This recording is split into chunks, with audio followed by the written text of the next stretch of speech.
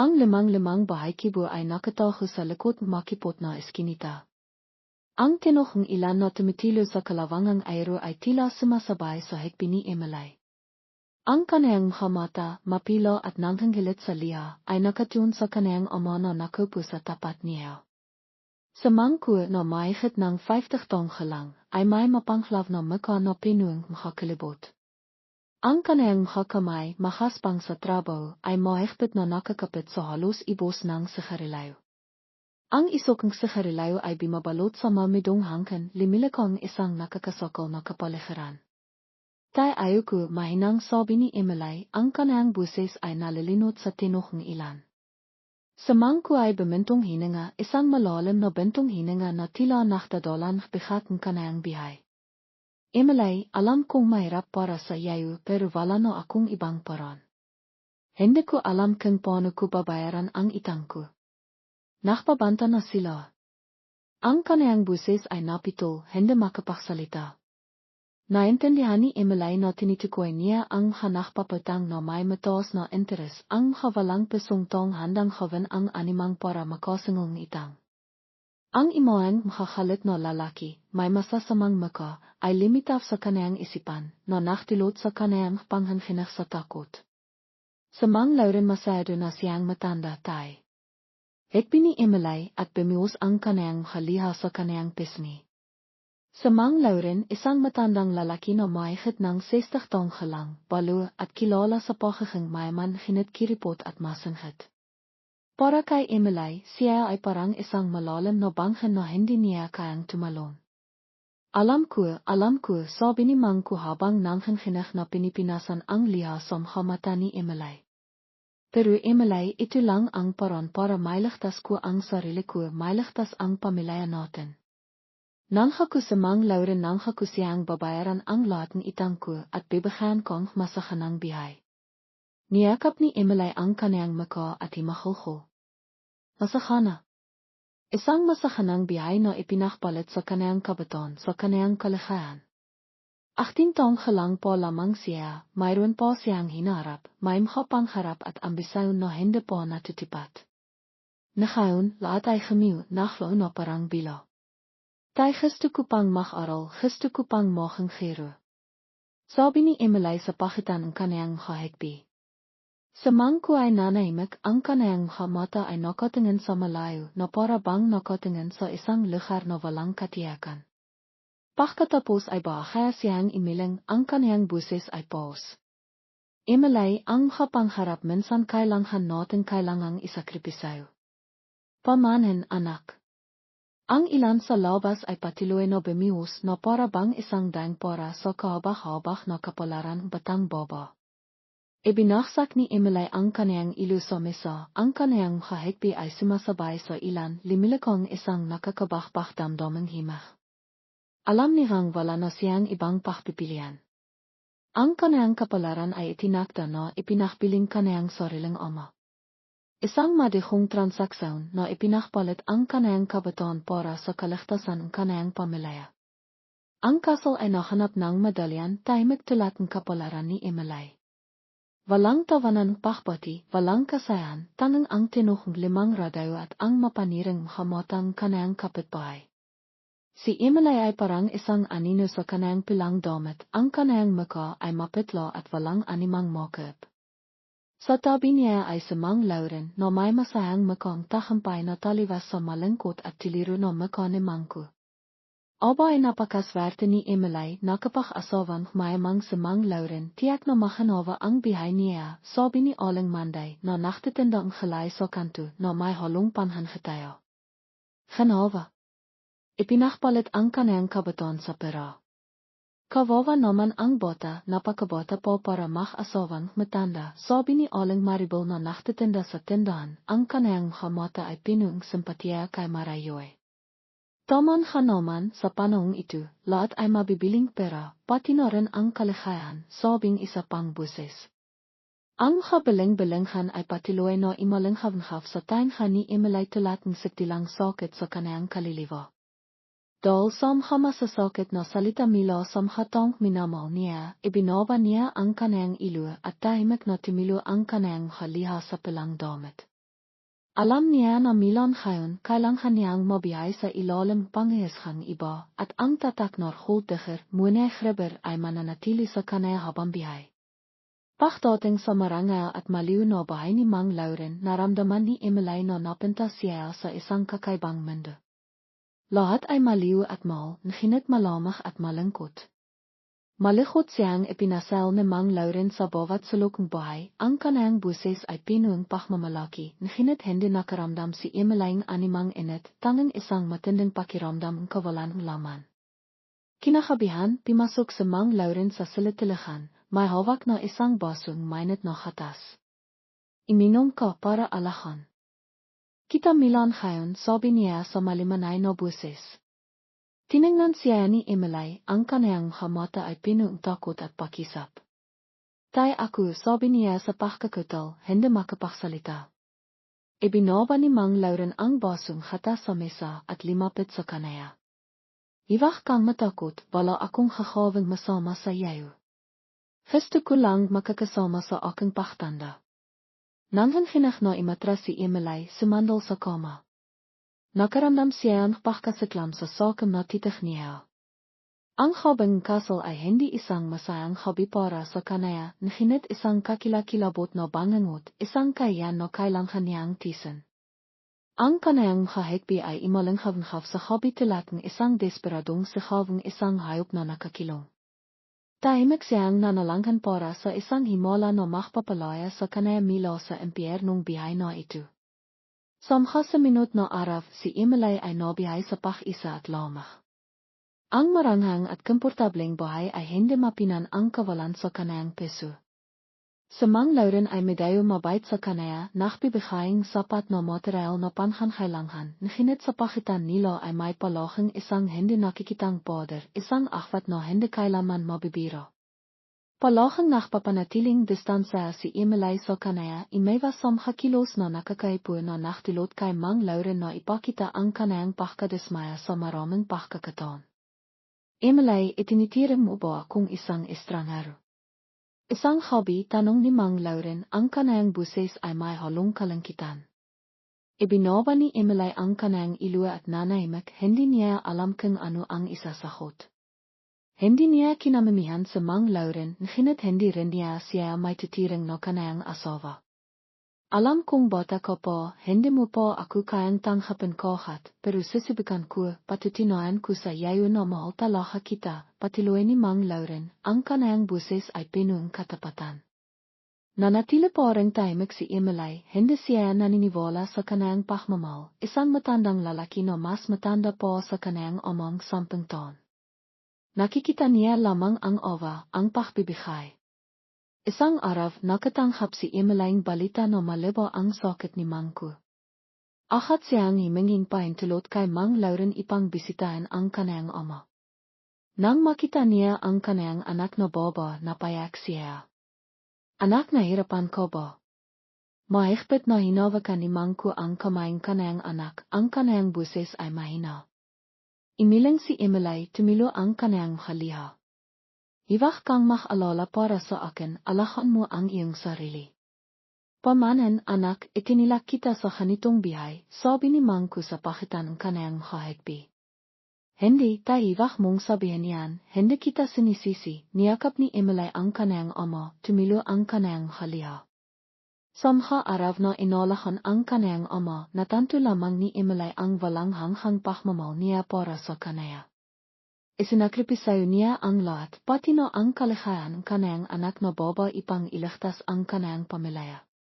Pinagsisisihan niya ang dating pagsisi sa kanaya, ang dating pag-isip na ipinakbili siya, ngunit ang malipit na kapalaran ay hindi nakbigay sa kanayang pagkakataong bayaran ang kabitihan ng kanayang ama.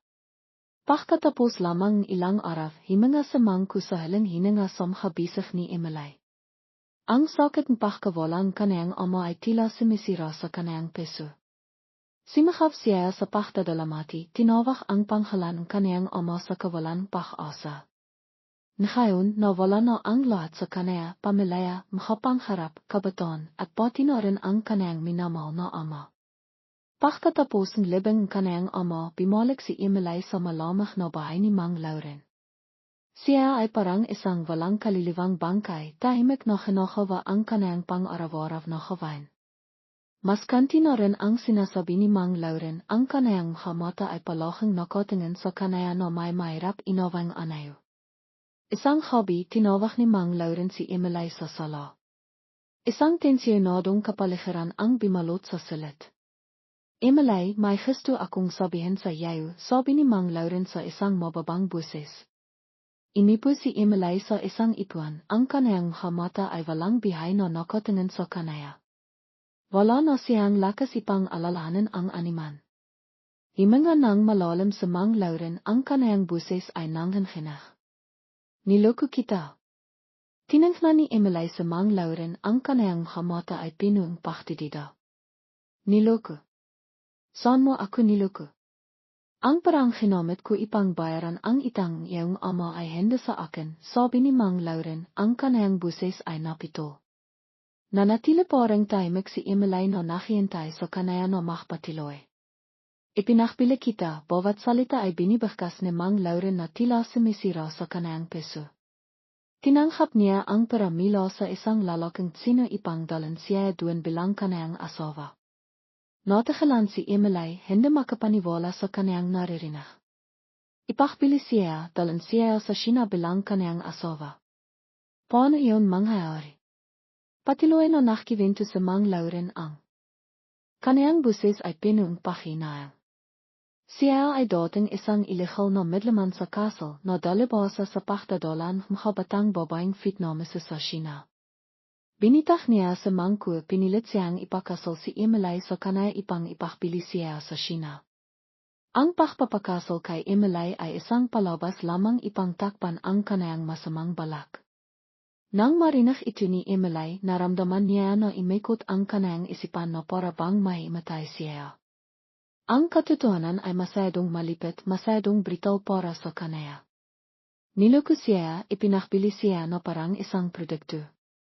Ang kanayang kinabukasan ngayon ay isang kadiliman, isang kakaibang bihay na pinuong makapanhanap na naghihintay.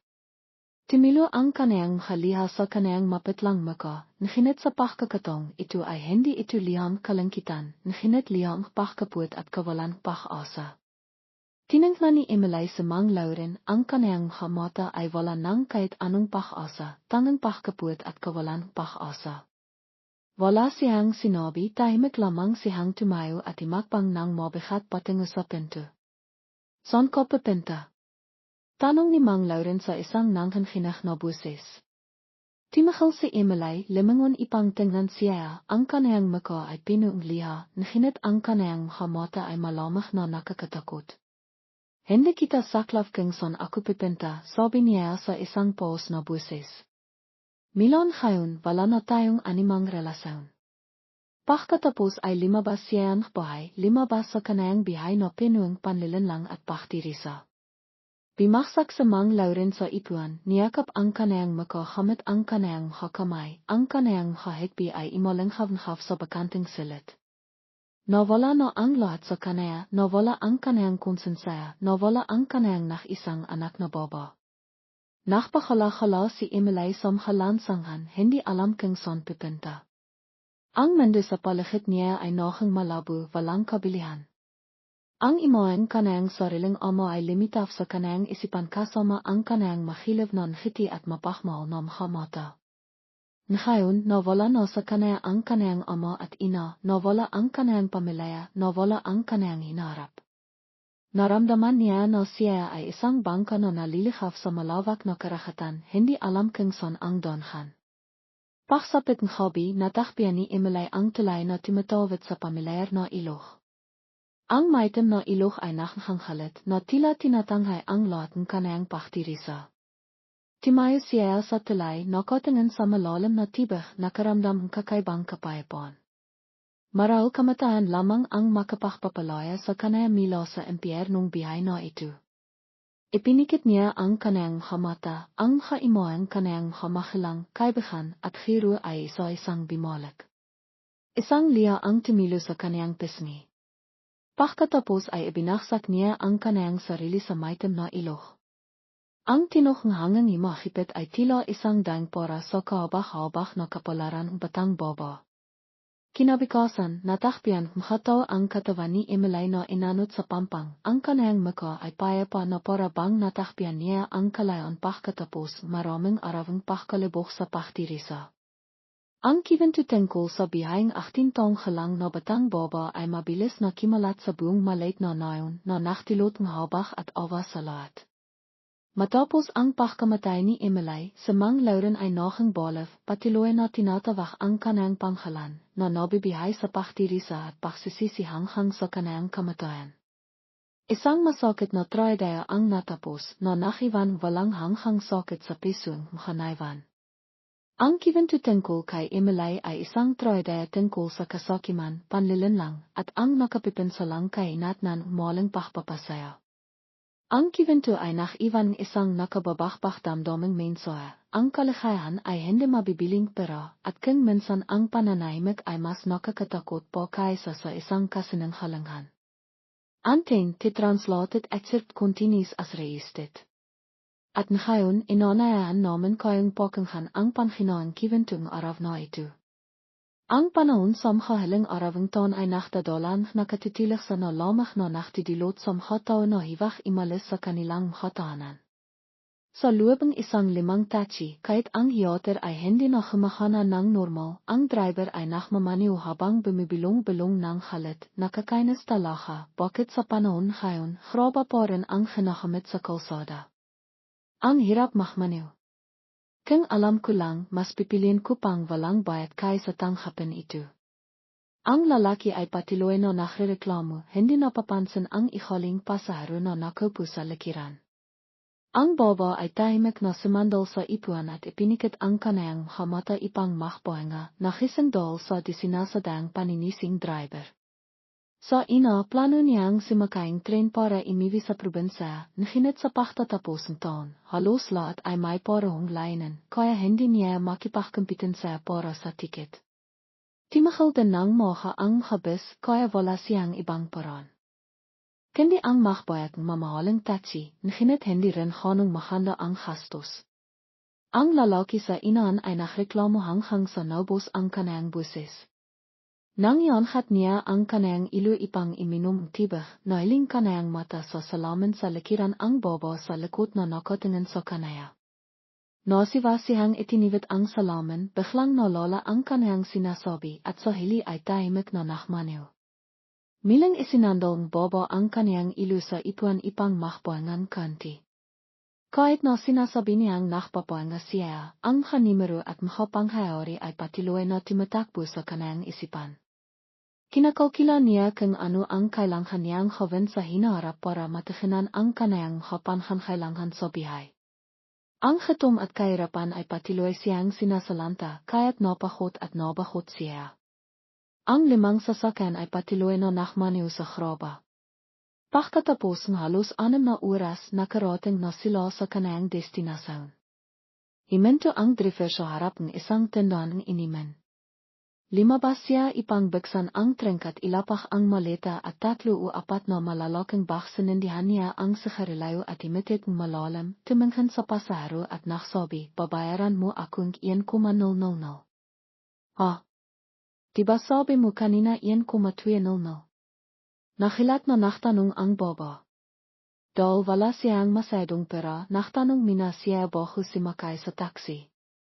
Dahil pribado ang sasakyan, walang kontrata o record, kaya nang makakya siya ang kasahirian mula sa driver, saka lamang siya sumakay. Hindi niya inasahan na babawiin tong ito ang kanayang sinabi. Kailan ko sinabi yun? Nakakita ka na ba ang driver na nagsabi ng presayo bago pa man imalis? Paano ko malalaman kung saan ko pipinta para makbigay ang presayo? Hindi ako nakikipagtawaran, bilisan mo para makabalik na ako. Sabing lalaki habang ikinakaway ang kanayang sigarilyo. Nakilat pa rin ang baba at hindi gustong makbayad ng labis, kaya mahina siyang nakipagtawaran, hindi ka ba pwedeng makbawas ng kanti? Wala akong ganong pera sa probinsya. Akala mo ba mayaman ako sa trabahong ito? Babayaran mo ba o hindi? Alam mo bakeng hanu karaming grabe ang kalsada papunta sa inyo. Ken masira ang sasakyan ko kaya mo bang bayaran? Sabi niya sa halit na buses itinitiro ang baba at simahaf.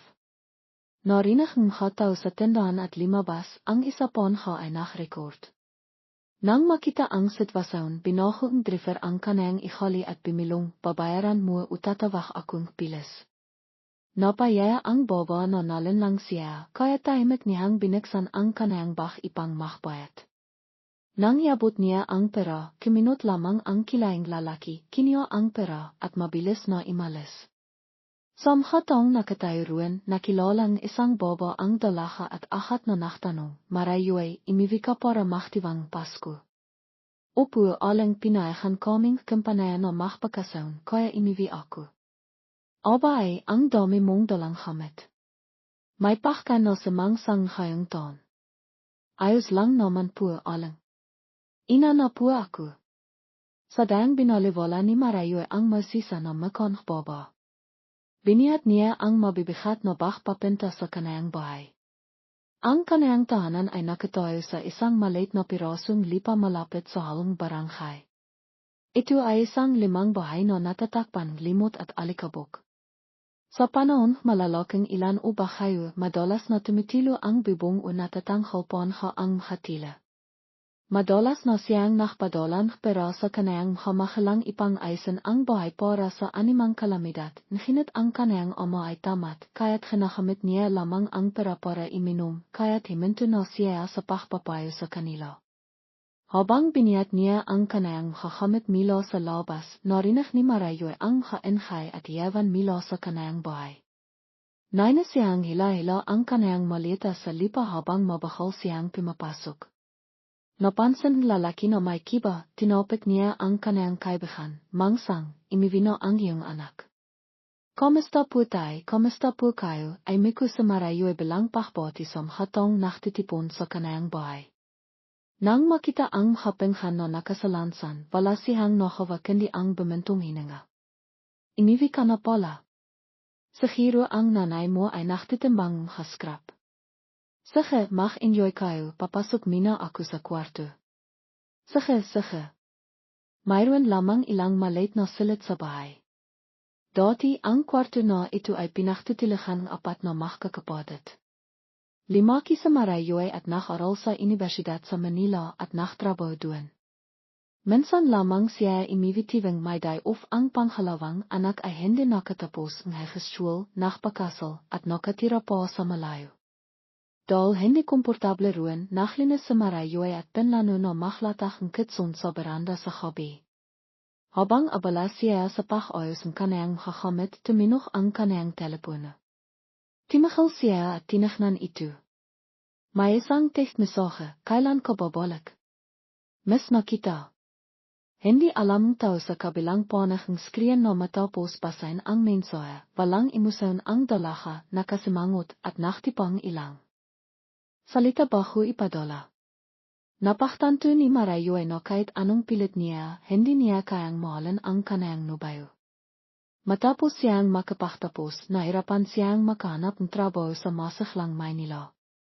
Ilang aplikasyon na ang ipinasa niyan hinit walang natanghap na tehon.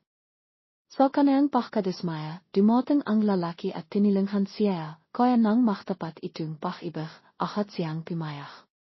Akala niya ay mabibiyo ang pagmamahal sa paglipas ng panahon, hinit mahigit isang taon na ang nakalipas at hindi pa rin niya nararamdaman ang animang pag-ibig. Alam niyang hindi sila itinadhana para sa isa't isa at palagi siyang nakahanap ng paraan para sabihin sa kanaya dahil ayaw niyang sayangin nito ang kanayang pagkakataong limahaya. Sa kanayang pag-isip mula sa labas ng bakiran ay nakita niya ang isang babaeng may hawak na basket ng hadon at dalawang batang lalaki na sumisinot sa kanaya. Ang isa ay nakabisikleta at ang isa ay may dalang malaking basket. Nang makita siya ang nakababatang lalaki, akat itong timahal sa pakbibisikleta at timakbo sa kanaya, ate, imiwi ka na. Kailan ka pa dimating? Sa labas na tiwan ni buwet, basta na lamang niyang iniwan ang kanayang bisikleta sa isang tabi, kaya napilitan sa Marayoy na batikan siya. Alam nihang nach kamali siya, kaya hinimas niya ang kanayang batok at nahimiti habang dinidilon siya ni Marayoy. Ang baba na nakita ang kanayang anak na nakakahilo ay tinatamat na siyang pakalitan. Sa halip tinanong niya sa Marayoy, nandito ka na pala. Nasaan ang iyong ama? Bakit hindi ko siya nakikita? Kanina pa po ako nandito, nay. Sa hiro po natutulog sa tatay. Kakarating lang po ang makakaibahan niya kanina. Iminom po siya araw-araw. Makpahinga na po kayo, nay. Kung ano pong gagawin niyo na po. Bihira lang po akong imiwi, sabi ni Marayo habang imailing at nakpapaiwatig ang pakayamot. Pagkatapos ay dimiretso siya sa kusina para maglutong bigas. Ang nakatatandang lalaki ay suminut sa kanaya at bimilong ate. Pagkatapos ay suminut siya sa kanayang ina sa kusina ipang tumulong. Tinitahan ni Marayo ang kanayang kapatid na lalaki at naisip na napakabilis niyang limaki. Naalala niya nuwing pumunta siya sa Maynila para mag-aral, imiyak ito at ayaw siyang polisin. Ngayon mag-aral na ito sa ika-11 baitang. Dahil matagal na siyang hindi nakiwi, nakilat siya nang makita niyang mas matangkat ito sa kanaya. Tinitahan niya ang kanayang nakatatandang kapatid na lalaki sa loob ng mahabang panahon nang mapansin niyang ang kanayang nakababatang kapatid na lalaki ay naisip din malalim. Sinindot nito ang kanayang braso at bimilong mahalang sa Kia Yaira. Iwak mong pansinin na naya siya kapag nakikita ko. Napakahalang niyang manlihaf. Napatawa sa Marayo ay sa sinabing kanayang kapatid na lalaki. Ang bata ay parang matanda na nang makikwento siya tungkol sa iba't ibang bahay, tulad ng pagkadilas ni Aling Sofia sa kabilang kanto at pagpaksak sa hapipino ni Mang Yailan o kung paano hinabol sa Mang Cardo ang naktatandang karna, ngumha aso at bimangha sa posting ilaf. Timahal lamang ito nang makita niyang limabas ang kanayang kapatid na lalaki mula sa kusina at naktaho sa likod niya, buwait, sinisiran mo na naman ako sa ate mo, ano? Sumisampa ako na hindi. Bakit ka naktataho kang hindi? Dahil wala siyang may sahot, alam niyang talo siya. Dahil may ate siya na susuporta sa kanaya, itinayo niya ang kanayang ilo at simahaf, hindi ako nagsasinanghalang. Noong Pasko, may isang babaeng mahaba ang binti na nakasuot ng maikling damit ang pumunta sa bahay para ayan si Kia na limabas, pero hindi siya si Mama. Minsan parang tanga siya. Way, ikaw na bata ko. Nang makita ni Marayo ay na nakaway ang dalawa niyang malalaking kapatid na lalaki, hindi niya napigilang tumawa. Hinawakan niya ang kanayang tiyan at humilong sa ipuan habang nakpapalitan kasalita ang dalawa. Maya-maya po naramdaman niyang may himawak sa laylayan kanayang damit at hinihila siyang ilang beses. Alam niyang nakpapaiwatig ang kanayang nakababatang kapatid na lalaking tulong, kaya nakpanghap siyang bumintong hininga at tumayong mamakitan, tama na kayong dalawa. Kung mag-away po kayo, hindi ko kayo isasama para tingnan ang kapritas. Anong kapritas, ate? Sobrang haling mo. Number 1 katalaga. Akat tumakbo ang bata para siya, itinatos ang kanayang dalawang henlalaki at simanayas ng pag-apribo kay Marayoy. Kinabahan ni Marayoy ang kanayang kamay at dinola ang dalawa sa kanayang silid-tilihan. Kiniha niya ang kanayang maleta sa ilalim ng kama. Ipinasok niya ang password sa lock at dahan-dahang hinila ito. Sa loob ng maleta, may isang maliit na box sa harap ng masisang hamatang kanayang dalawang kapatid na lalaki. Binuksan niya ang box at kinuha ang isang itim na digital na relo at tinawag ang nakababatang kapatid na lalaki, buwait, halika. Puh! Ang bata na kanina po ay tiwang-tiwa ay nahiyang kamot ang ilo nang makita ang regalo, itinitiro ang kanayang sarili na parabang. Gusto niyang makasahirado. Nginit sa sanayas ang kanayang ate, limapit pa rin siya. Para sa iyo ito. Para sa akin po ito. Pero napakamahal nito. Paano kang masira ko ito? Tahimik na nakatayo sa buwait, kinakamot ang laylayan kanayang damit. Tinitahan pa rin niya ang kanayang ate nang may pag-alinlangan, dahil hindi pa siya nakaroon ganitong kamahal na regalo. Alam ni Marayoy no nakmilo rin siya sa kahirapan, kaya naintindihan niya ang kanayang kapatid na lalaki. Hinawakan niya ang kamaing bota at isiniyut ang relo habang bumibilong, kung masira, ipadala mo no lang sa akin sa Maynila. Ipapoyos ko ito at ipadadala ko ilit sa iyayo, hivak kang makalala. Tulad ng inosan, ang sinabi niya ang nakbahan luwag bota. Timanga ito sa kanaya at timakbo na may bahong relo.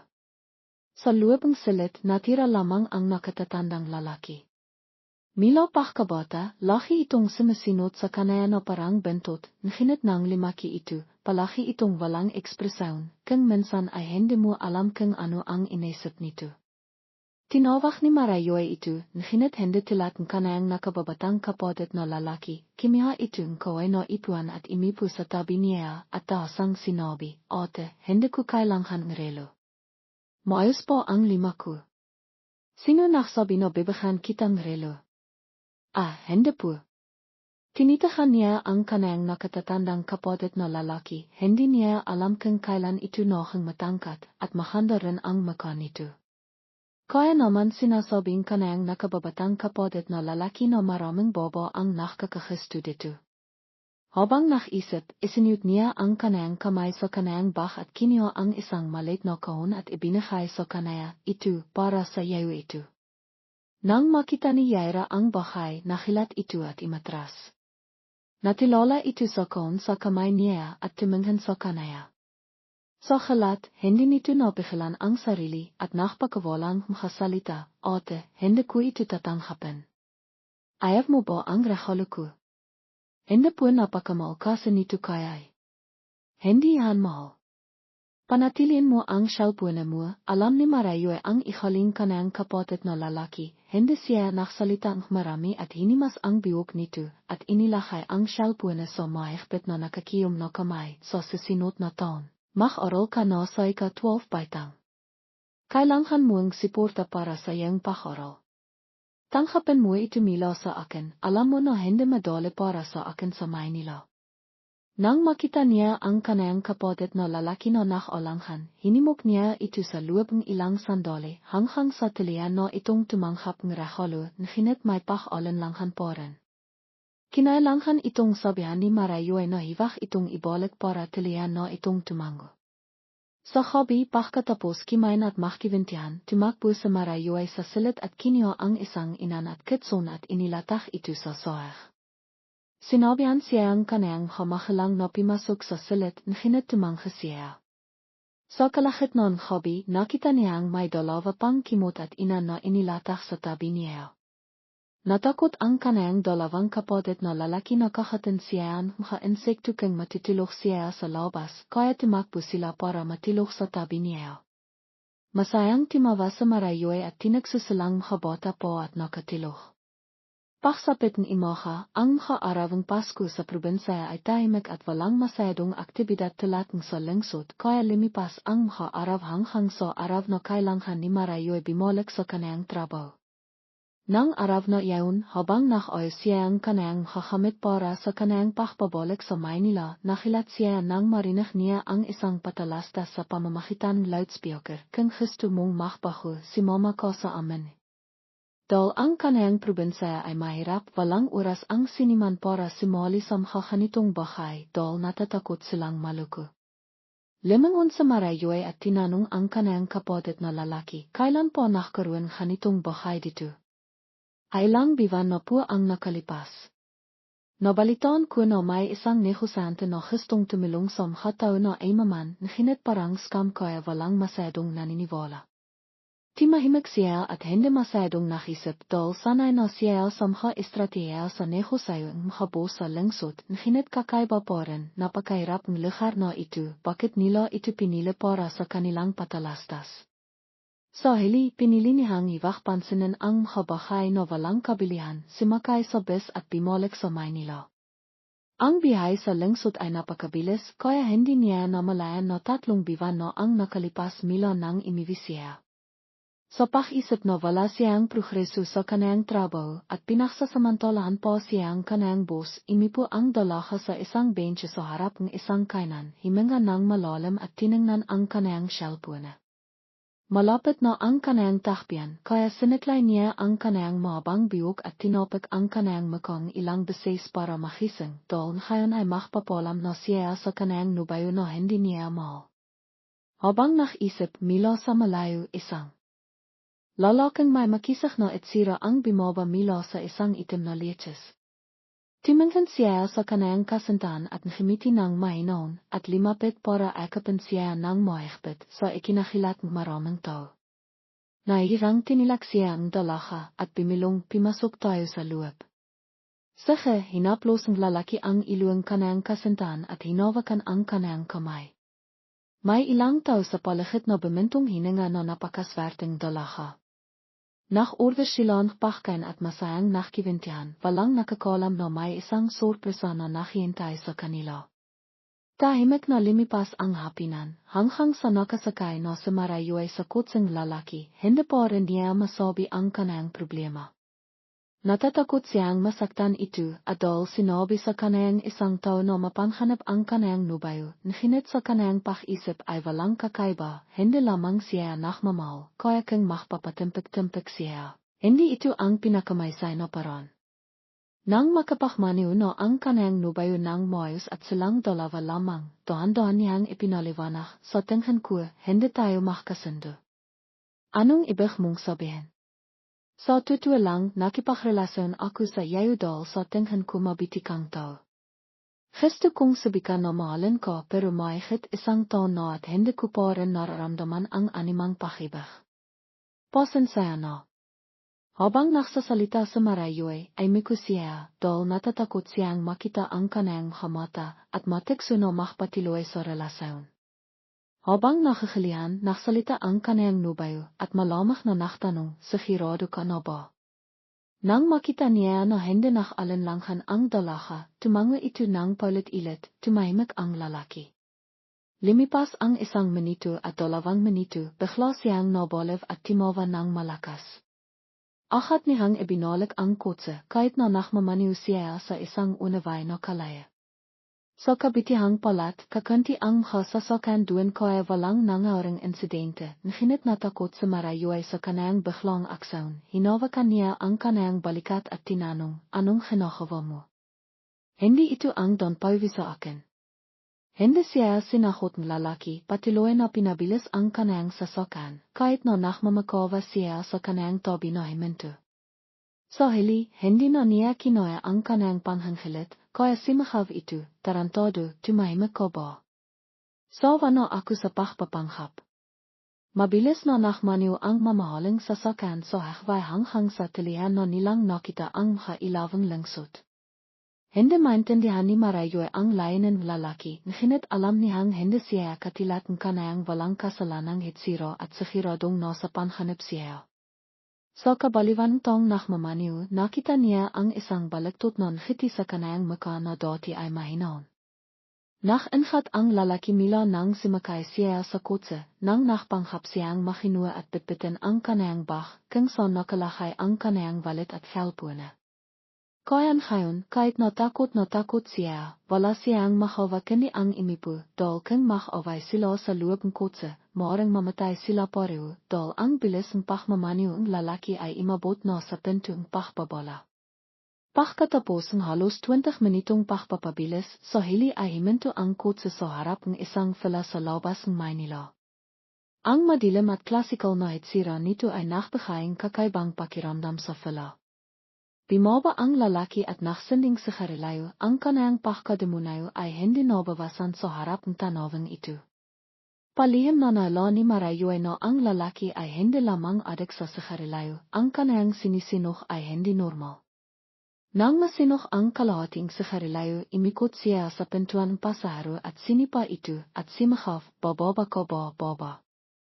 Sa kanayang babalang tingin, nakatibili na bumaba sa Marayu ay.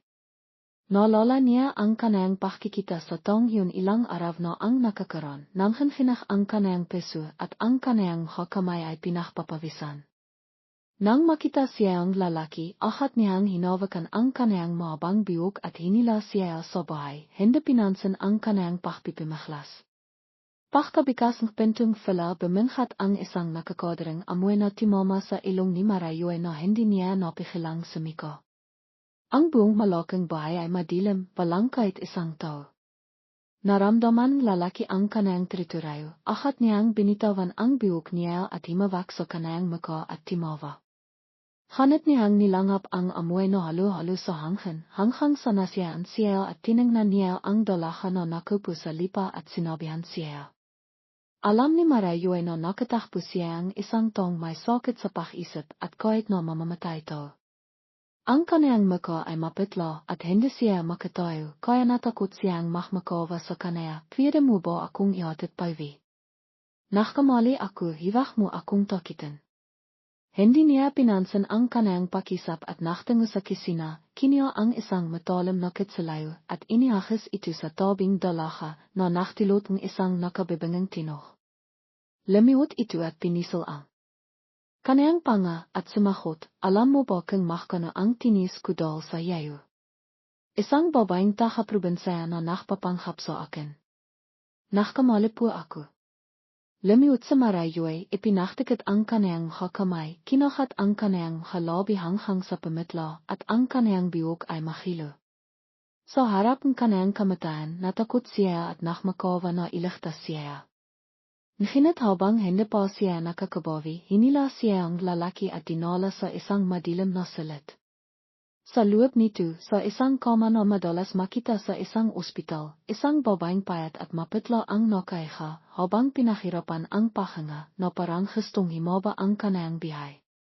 Ang kanayang tiyan ay natatakpan ng isang tela, ngunit ito ay madiho, at sa ilang lugar ay tiyo na.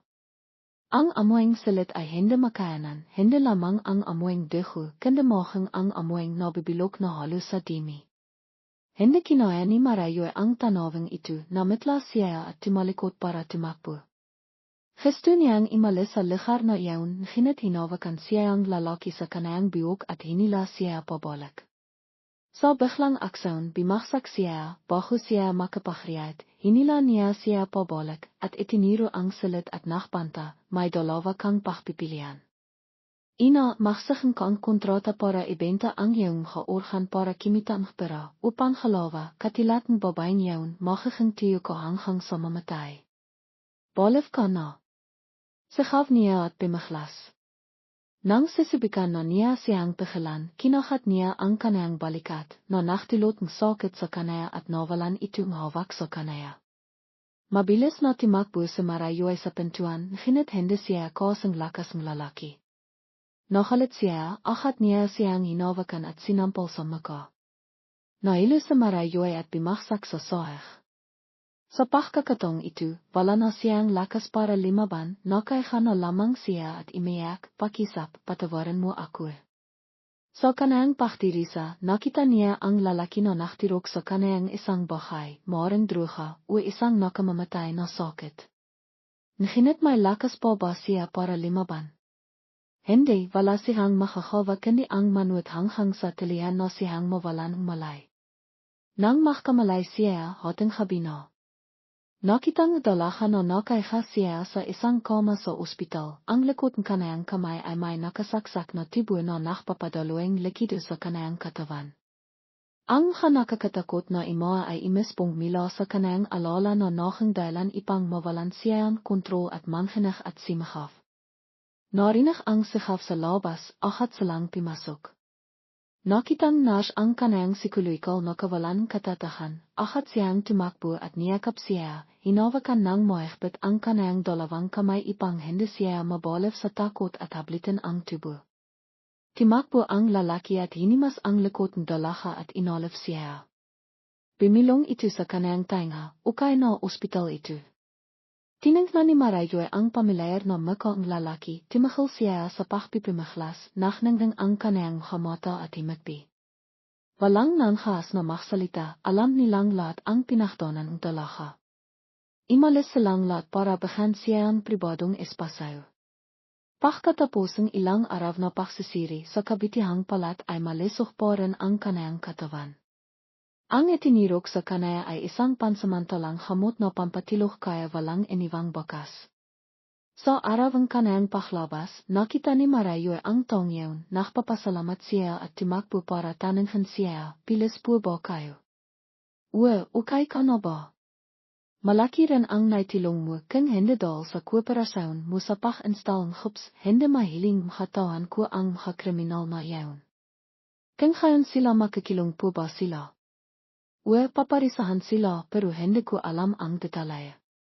Ang maikling pag-isip na iyon ay nakpaisip kay Marayoy dahil noong araw na iyon hindi siya nakpabaya sa babalang tiyo sa kanaya na mapanghanap ang kanayang kasintahan dahil sa mabait nitong anayo. Himinga siya ng malalim at pinahon ang kanayang loob at sinabi sa kanayang sarili na dapat siyang maksikap po pagkatapos ay imiwi siya ng mapayapa. Bagamat nalitas na niya ang nakakatakot na relasyon na iyon bumalik sa Marayoy sa panimilang pinto dahil ang kampanayan niya ay itinayong kanayang dating kasintahan ipanglinlangkan ang mahatarhik na kanayang pinipintiraya. Kayan ngayon nang bumaksak ang halaga, lahat ng ari-arian ay dinala para imbestigahan at litisin. Ang batang baba mula sa probinsya ay milang nalangkot sa paghahanap ng ibang trabaho ipang mabihay.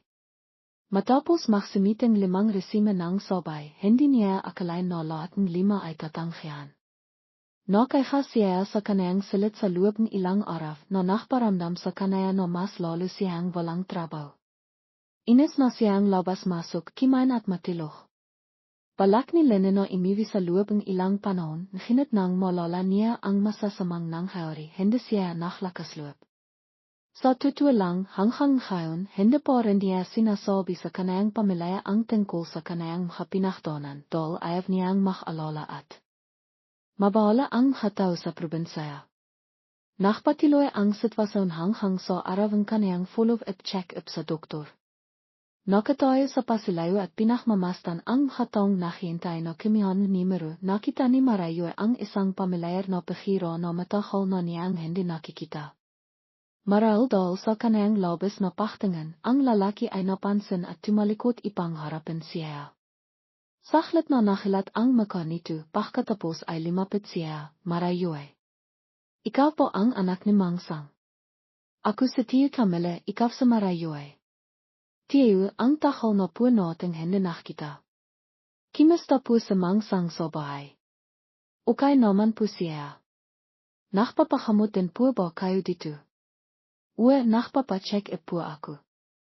Masayang nakipag-isip ang lalaki sa batang baba hanggang tanghali bukod sa pagtatanong tungkol sa kanayang pamilya. Ipinakmamalaki rin niya na nakita niyang nagsisimikap ang anak ng kanayang matalik na kaibigan ipang makapag-aral at magtrabaho sa Manila. Gayon pa man, nang tanungin niya ang tungkol sa kasalukuyang sitwasyon at ang dahilan kung bakit siya pumunta sa ospital, ikiniwento ng batang baba ang nangyari. Naktiwala siya at nakbilin sa kanayang na hibak sabihin sa kanayang pamilya dahil natatakot siyang makalala at mawas sila sa kanaya sa probinsya. Para sa kapalaran ng batang baba, lihim niyang hinanghan ang kanayang katapanghan at pagiging matatag. Inimbitahan siya ang lalaki na magtrabaho sa kanayang kumpanya, tiniyak din niya na ang kapaligiran doon ay makakatilong sa kanayang bihay.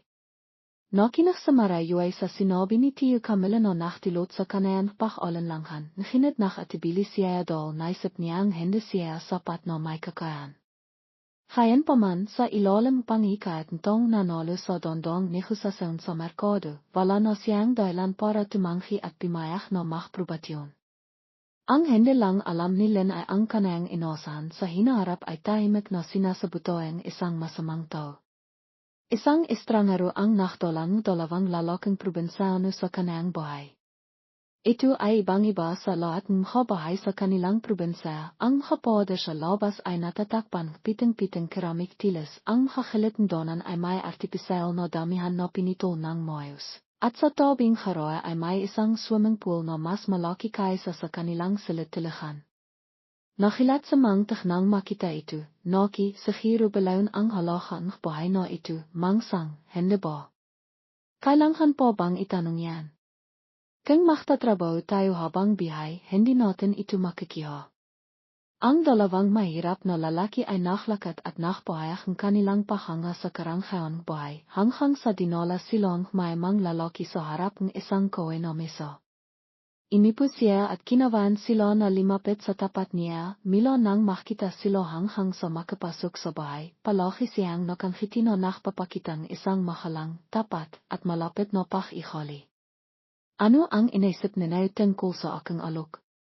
Naki, may matanda na akong ina at malilit na anak, kung masangkot ako sa panlilinlang, makikilong ako hanghang mamatay. Simangal sa mangtag at nakpaliwanag ng may kumpiyansa na nakpahanga kay mangsang na nakupo sa tabi niya sa kanayang kasanayan sa pagsisinunggaling ng hindi kimakirap. Dahil sa tahu ay walang anak, nakipag-asawa siya sa isang baba na pinagtaksilan siya at pagkatapos ay naktibosaw at nanatiling singla hanghang ngayon matahol ng imo ang kanayang ina. Nahinit tila makatwiran, walang gustong makilong, kaya pimayag siya at tumango. Nang makita ang mayamang lalaki na tinatanghahan ng 2 tao sa kanayang harapan ang kanayang mahandang alok sa wakas ay inilabas niya ang kanayang trump card.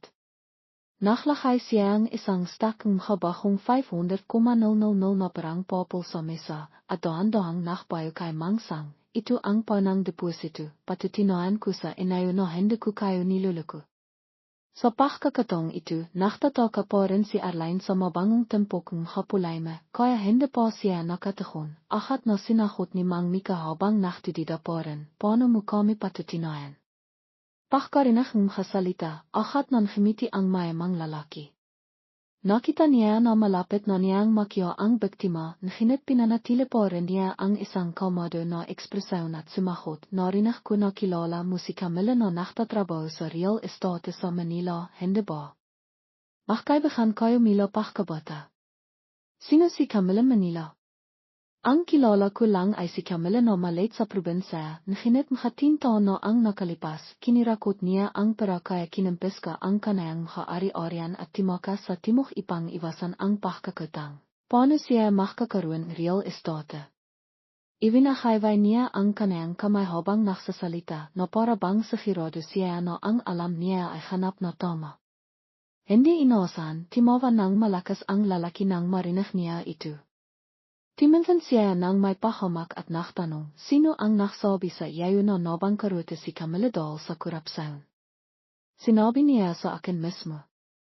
Nang paminta siya sa bahay ko. Nakakitumpan siya at walang makan kaya timira siya sa bahay kong ilang araw. Naluko ka na sobrang ayman na ni Camila ngayon sa Manila, siya pon ang may hawak ng real estate. Nang marinig ni Mangsang na kinikitaya siya ang mayamang lalaki sa pakikang tanga, naktataka siyang napatinhanga. Malinaw na nakasakit siya noon pakising niya, nakita niya na ang kanayang kaibigan na direktor ay may malaking pakakutang at himinging pansamantalang tirahan sa kanayang bahay. Naramdaman po niya na mas mahanda ang mamihay ng payapa at makakiyang pera. Nahinit bigla niyang nalaman na niluluko siya, hindi niya ito kayang paniwalaan, nagsisinunggaling ko. Bakit niya ako lulukuin? Paano ko malalaman? O baka natakot siya na imaman ko at mas mukhang masaya kaysa sa kanaya, nagsalo siya. Habang nagsasalita, pinakmamasdan lalaki ang hamaka sa kanayang harapan na nakakang mapitla at pila dahil sa halit. Ngimiti siya nang may pagtatagumpay at maingat itong itinaho. Sumandal siya sa kanayang ipuan at nakpahinga, iniwan ang 2 tao sa kanayang harapan na nakbilanghan, hindi na kailangang mag-isip dahil sigurado na siyang panalo sa larong ito. Matapos ang 2 linggo ang pagtatrabaho para sa kumpanayan kanayang mabait na tiyo, naramdaman nila na ang labis na pasasalamat dahil ito ay isang kapaligiran na nababahay sa kanaya. Masaya siyang nakmamanyo pauwi mula sa trabaho nang biglang tuminok ang kanayang telepono mula sa kanayang bulsa, napilitan sa marayo na himinto at kinan ang telepono ipang tingnan. Ang kabilang linya ay ang numero na ibinigay niya sa kanayang nakatatandang kapatid na lalaki, inisip na may nangyari sa bahay kaya dali-dali niyang sinahot ang tawag at nagsimilang marinig ang pamilyar na boses, ate. O, bakit? May nangyari ba kay Papa? Hindi ko alam kung bakit bigla siyang gustong pumunta sa Manila. Sinisendan ko si Papa ngayon. Ay naki, ang hirap sabihin kahit hinihinga ako. Sa madaling salita, nasa sasakyan kami ni Papa papunta sa Manila. Siguro bikas pa kami makakarating, timawak ako para ipalam sa yayo bababa ko na main kay kasi dito. Sila. Hindi pa natatanong nila nakaring na lang ang telepono. Nakisip sila na sandali, hindi niya maintindihan kung bakit bigla na lang nakakanayan ang kanayang papa. Nang malala niya, bigla siyang kinabahan. Posible bang nalaman ni papa ang tungkol sa nangyari kaya nakpimilit siyang pumunta dito. Pero siya, sa normal na sitwasyon, ay hindi nakmamalasakit hanghang sa pintong mochang pabigla-bigla at gumawan ganitong bahay. Nang makita niyang hindi niya kayang isipin ang problema, sumakay siya sa kanayang sasakyan pauwi at naghintay na makita sila para tanungin sila. Sa madaling araw, nakising sa Marayuay, nakayos at timakbo sa estasyong tren. Naghintay siya hanghang sa makatanghap siyang tawag mula sa kanayang kapatid at pagkatapos ay naglakad siya sa paligid. Mula sa malayo, nakita ng batang lalaki ang kanayang ate at simahap siya sa kanayang ate. Dito. Timakbo ang batang baba, tinanghan ang kanayang kapatid at bimati, pagkatapos ay bimaling sa kanayang papa, na hindi may wasang mochang abala at mag-alala. Papa, bakit gusto mong pumunta dito? Hindi ka nagtatrabaho, bakit ka nandito? Iwag na kayong sa minut pa. May inasikaso ako. Saan ka pupunta? Sasamahan kita. Psk. Matanda na ako, hindi na ako kailangang bantayan. Pagkatapos, nang hindi man lang pinapansin ang kanayang dalawang anak, simanaya siya sa isang taxi sa malapit at sumakay. Hindi pa nakatituhon sa Marayuay at ang kanayang kapatid, nakatilala silang pinanuot ang kanayang pag-alis. Sa hili, ipinadala ni Marayuay ang kanayang motorsiklo at sumakay sa isa pang sasakyan ipanghabilin siya. Hindi niya maintindihan ang hindi malinaw na mga aksyon ng kanayang papa. Pagkapun kanayang kapatid, akat niya siyang tinanong, bakit biglang nakakanayan si papa? Hindi ko alam. Pagkatapos kimain papang po sa tindahan ni Aling may kasama sa mangta pumunta siya sa Manila. Akala ni mama nagluluko si papa kaya nakaway sila. Hindi siya nakinig madaling mag-impokang ilang gamit at pumunta sa estasyong tren. Nakalala sa mama na may mangyari kaya sinabihan niya akong sumunod. Habang nagsasalita, abala ang kanayang kapatid sa pagkakabit ng kanayang seatbelt. Wala nang isip sa Marayuay sa sinabi niya, kaya sinabihan niya siyang, tandaan mo kung may kakaiba po. Nang makita niya na nakakalihan din ang kanayang ate sa kusang loob na pagkilos ng kanayang papa, kinamot ni Yaira ang kanayang ilo, inisip ang isang bahay, may isang kahinahinalang bahay. Ano yun? Ang pera. Kadalasan ay nakupo lang sa papa kasama ang mga matatanda sa nayon na hihintaying sahod mila kay mama. Pero kapon pagkatapos naming mag-away, imalis agad siya. Ngayon ko lang napansin sa nakakiyang pera sa papa. Hindi mo alam ang pera ni papa. Nang marinig ni Marayuay ang sinabing kanayang kapatid, hindi niya ito matanghap, sa papa ay may black fint din. Pero masyadong kakaiba, kadalasan ay walang tayong makan son siya nakakiyang ipon. Hindi naintindihan driver ang sinasabing dalawang pasahero dahil nakikipag-isap sila sa lokal na wika, kaya ang alam niya lang ay sundan ang orihinal na tahibilin na sundan ang sasakyan sa inaan. Ngunit nang makita niyang nakalampas na sila sa kantong at ang lihar sa inaan, nakatibili siyang tanungin ang batang baba, malapit na tayo sa condominium ni Camille, ang may-aring sikat na kumpanayang real estate sa Manila. Mayroon ba kayong kakamag-anak doon? Hindi nila pinapapasok ang hatahalabas. Pagkatapos magsalita, agad na iminto ang sasakyan na sinisendan nila. Bimaba nila doon ang lalaki, dahan-dahan siyang limakat sa ibang direksyon.